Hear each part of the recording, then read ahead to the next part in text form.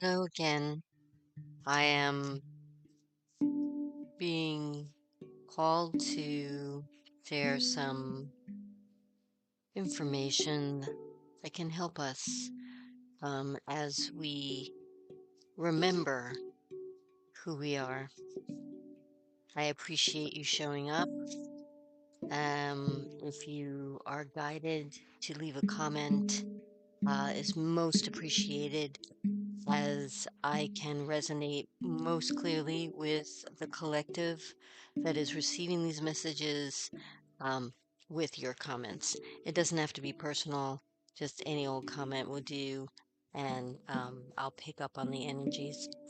Uh, I have been grounding light and love in a communal sense as I travel around the United States in different areas. Um, Deserts, mountains, oceans, yeah, rivers, just the most beautiful country and bringing um, light and love for each I am willing to receive. So our capacity to reach more people in this way because the sensitivities of our biology is shifting due to our connection to Gaia and Gaia's access also has been refining due to astrological influences, including the sun.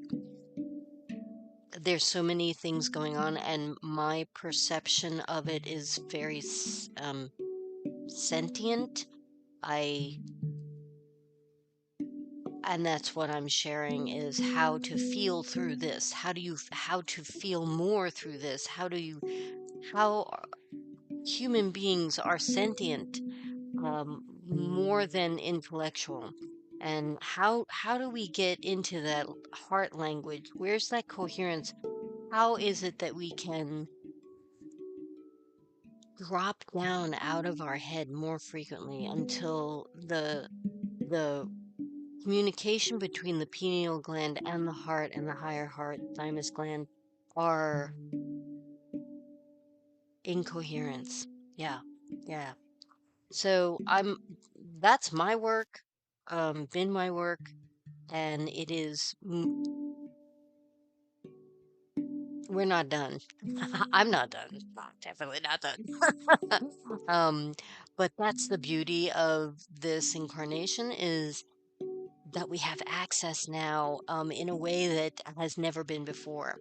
And that's thrilling. Thrilling to be part of this process for Gaia, for humanity, for all living creatures on the planet, and for the multiverse. We are um, in that plasma consciousness where energetically we ripple.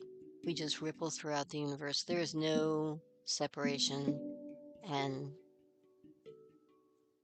I'm beginning to feel and beginning to understand this, and I am grateful. So, um, there's a card reading that's coming through. I use my own deck.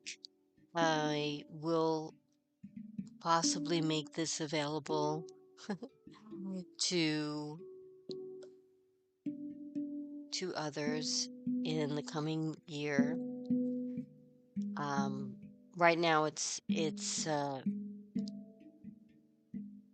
creative space that I accessed many years ago, and I've been working with these cards more than a decade now. So the imagery and the messages come through exceedingly quickly and very, very clear.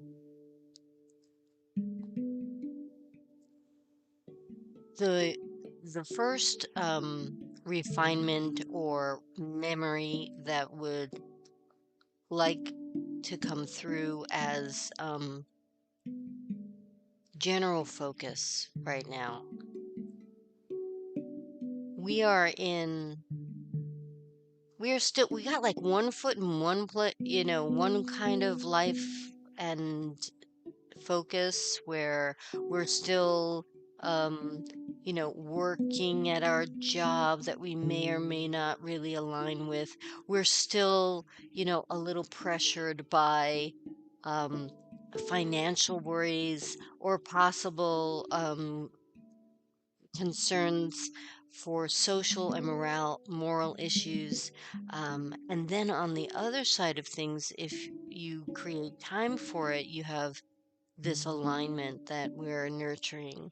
And in that alignment, there's a completely um, like a do-over button that gets pressed where those concerns melt away and all is well. And my my proclivity for one when when my kids were little and I kept saying to them, "Don't worry, this is all going to have to fall apart." That sounded like doomsday, really, now that I look back on it and possibly scared them. Um, but I've been saying this for decades where the only way through this is to bring it down. And that's all the institutions, all the government, all the financial systems, all the religions. Everything was created in the sense of separation and safety over freedom. One of the reasons that I understand the safety over freedom aspect of the control is when I left New York in the van and I realized that's what I was doing. I was staying still in that one place because I was afraid. And when I left and had to let go of that to trust, it opened up a whole new world, a whole new world. And now I am sure I am safe, but I am also free. And that combination is worth all the instability I went through. I am eternally grateful for these experiences. So, how is it in your daily life, in your job, can we create the, the words that support the freedom? So, here we are with one foot in one world, one foot in another world, still trying to function um, in the way that's being asked of us, but with a higher intention. So here I am with my Virgo midheaven, bringing all of this um, spiritual fluffiness into a grounded practice. What is it that we can do to help bring these two worlds together? Very simply, and maybe not so simple, is the words we say. Being conscious of how we're painting the picture of our day with these words. Every interaction, there was a man who came into the vegetable store where I was shopping last week, and all he kept saying was how terrible it was that farmers had to work the way they did, and how terrible it was that the watermelon was $12, and how, and, and it was so awful. And it was a beautiful store, and it had a lot of wonderful things, and the prices were very reasonable in comparison to a lot of the bigger stores there. I was supporting a small local shop, and I I left. I couldn't stand being with this person. So how can you, in your daily life, I mean, I could have stood there and maybe even talked to him about, shifting his perspective. Obviously, too tired to do that day. But yeah, there are a lot of different ways to interact with this kind of negativity and perspective. But how are you in your life, even in your own head? You don't even have to say this out loud, saying things that may be detrimental to your energies and not in coherence with your heart, not in coherence with the value of your perception and how with these words you create this vibration that you're giving to Gaia. And that's where the synergy has so much weight and value, where Gaia is moving through and she needs our information. We are like filaments on her body that inform her of what needs to happen in the environment. We gather information and then in meditation give it, ground it for Gaia. We are a tool. We are functioning sentient um, library of information. We're gathering information all the time. This gathering has everything to do with our language. I would I eventually see that humans are not going to need language, because we are going to be so sentient all the time that their language is a watered down version of our sentience. Um, Words don't ever get close enough to the full feeling or explanation or multifaceted um, version of our perceptions. Uh, Even the most poetic and talented writers can only convey a certain number of perceptions in any given time, whereas energetically, our language is full and complete. So, yeah, I eventually see us being completely sentient um, with our communication and our interaction. But here in our transition, the refinement of our words really fine tunes our own perception so that we can be a clear conduit for the information. And when we're in alignment and we're giving information from that heart space, we're informing Gaia that this is the beautiful, heart coherent, um, generous, compassionate space that matches her heart. And she can continue to open and make herself available, and vice versa. Right? Um, I'm moving on to the next card. Just give me a second with my information coming in here.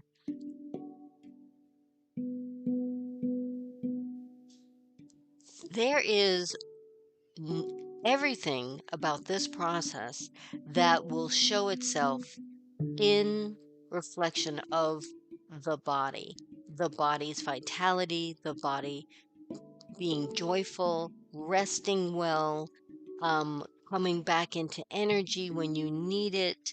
Um, of course, being intuitively sensitive, really listening to the body and where it needs nurturing. During these transitions, we are changing our body format. So maybe the same foods that you were eating before aren't a match, and to be very aware of how the body is interacting, not only in environment. I mean, food is environment. So, yeah, include food in the environment of your interaction. Don't just habitually eat at times of the day. Check in. Are you even hungry? Is this food the one that will bring you the most vitality? Maybe it's you packed it in the morning and you were like, you thought you wanted a sandwich, but middle of the day you decided you want some fruit. Um, it's the listening that brings the vitality. So as we go through this process, not only are we super compassionate, um, and holding space for broader perspective in our day, using our language to reflect a heart coherence. We are now integrating all of this into our intimate relationship with our body and our body functions, not in a place of dictating what is should or shouldn't happen, because this is not a scientific or nutritional value to caring for the body. It is a listening space where you start to, well, I feel like most people just ignore it, or take a medicine or something just to be like, I just want to feel better right now, right? So if you take an antacid if you're having acid reflux, or all those wonderful over-the-counter things, or maybe even an herbal tea. You're like, oh, I think I need an herbal tea to take care of this. What else is your body saying to you if this is a constant state of distress in the body? It doesn't even have to be conscious. It could just be right then and there. Something's being said to you. How do you refine listening and your response to it? The more you are responding, the body will realize that you're listening.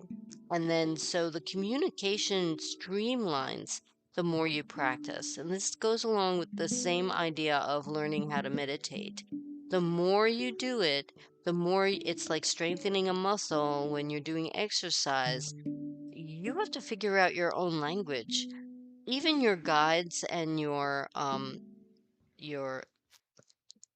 your helpers from the etheric realm, um, they don't know how to communicate with you right off the bat either. And maybe that's why they keep putting, that nickel on your in various counters in your house, because that's the way they know, they're there.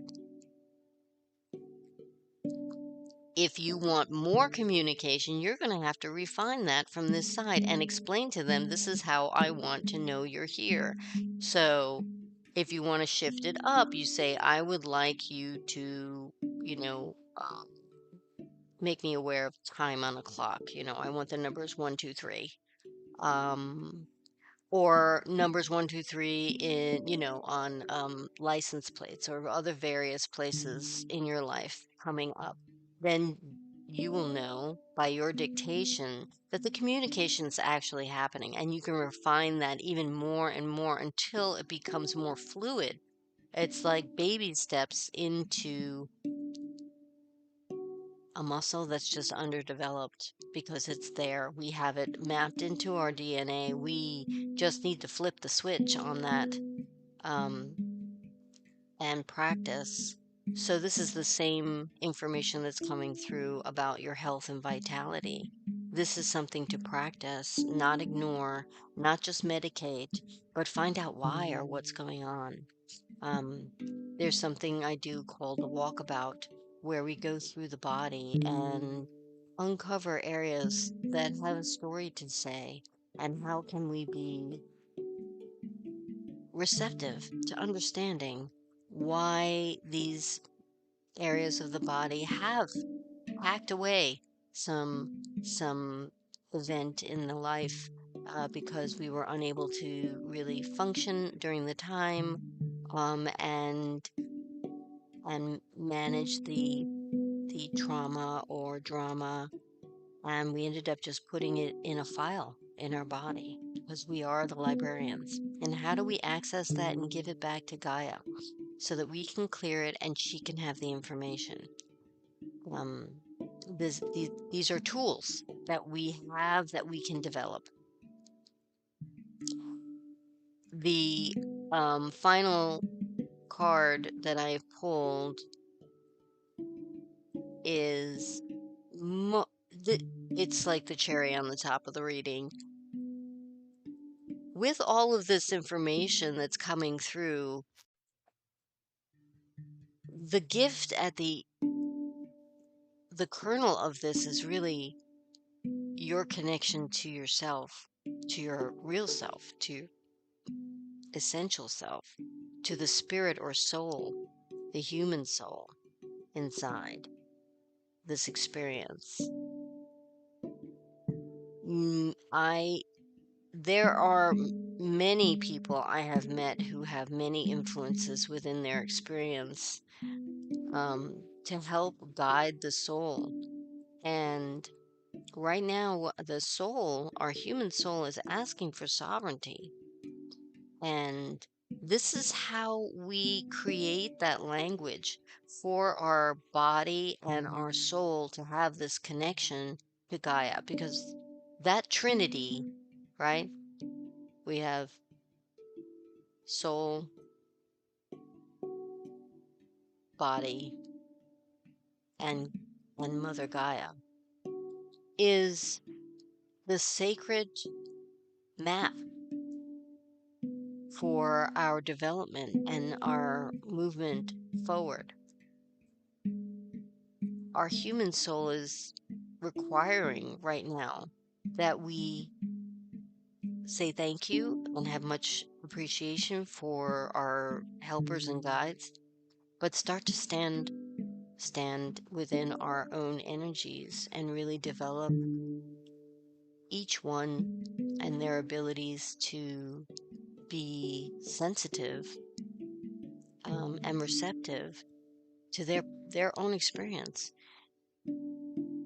In in many ways we think this is trivial. Oh, I'm not important. What about my day makes any difference to anybody else? Kind of, we dismiss our body ache, right? By taking our medication, just kind of going, I guess I'll just take an antacid. We dismiss our mental health and our joy by saying, oh, I'm just, having a bad day. It's time to stop dismissing all of that and really go inside and attend to these things. How many times you're like, oh, I just want to feel better. Let me go out and get a drink and, hang out at a bar or dance or go dance. The dancing, I'm not saying dancing, of course, is that's a wonderful expression of body health and vitality.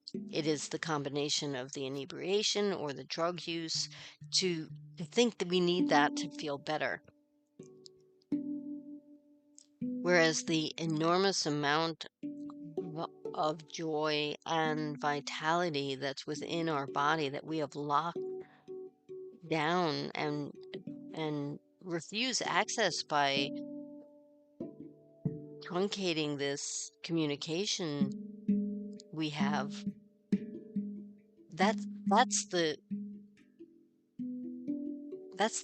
lock that needs to be unlocked. That's the part of us that we're working towards accessing.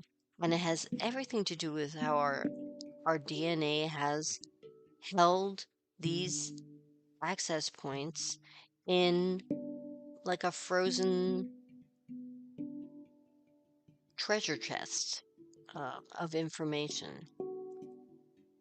But right now we can get there. We absolutely can. And the work is to getting there daily, often in the day. And how much joy can be released in the job that maybe isn't your favorite, but you can be joyful in your activities. You can be joyful in doing your dishes. It's fine.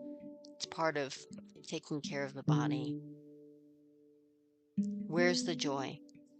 How to stop distracting yourself with all the incoming information and resonate with your process within your body.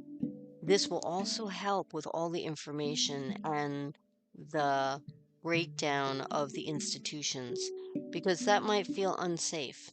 That might feel, that might trigger a lot of fear. But the way through this kind of transition is an internal event where you're locking into your sovereignty so strongly that you know that you're safe, even if everything else around you slides and slips and just crumbles.